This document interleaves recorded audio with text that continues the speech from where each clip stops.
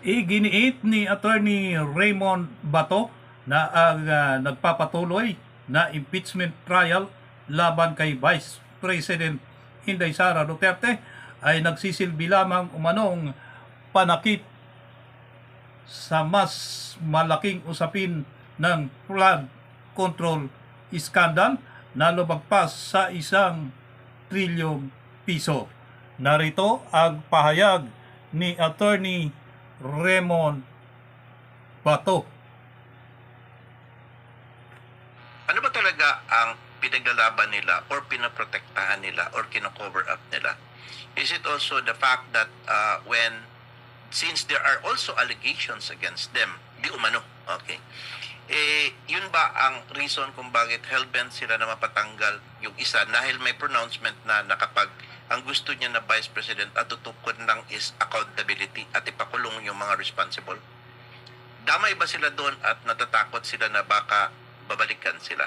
Now, if you have done nothing, no, despite the statements of the Brave 18, yun yung story lang yun ng Brave 18 eh. You have the opportunity and the right to cross-examine them in the proper forum.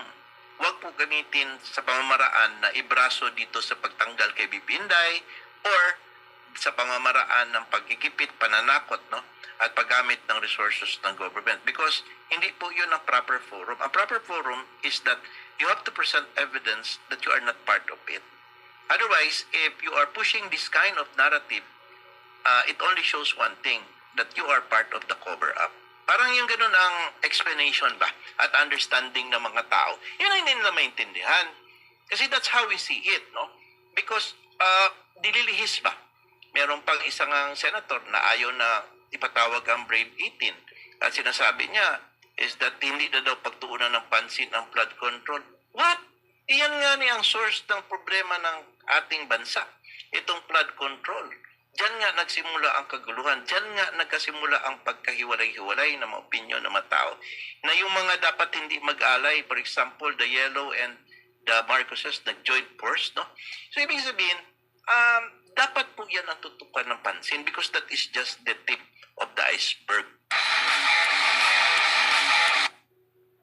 Matapos na makuha ng kampo ni Wing Gatchalian ang majority ng Senado, ay tila wala nang isinagawang investigasyon sa kontrobersiya ng flood control.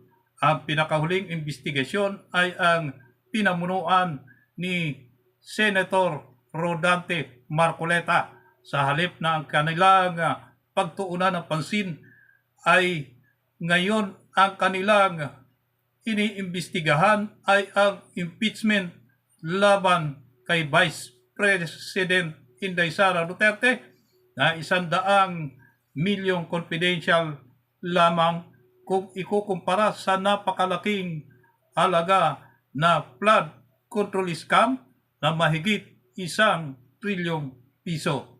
Dahil dito naniniwala ang mga Pilipino na ang layunin ng mga kakampi ng administrasyon sa impeachment ni Vice President Inday Sara Duterte ay pigilan siya sa pagtakbo sa 2028 presidential election.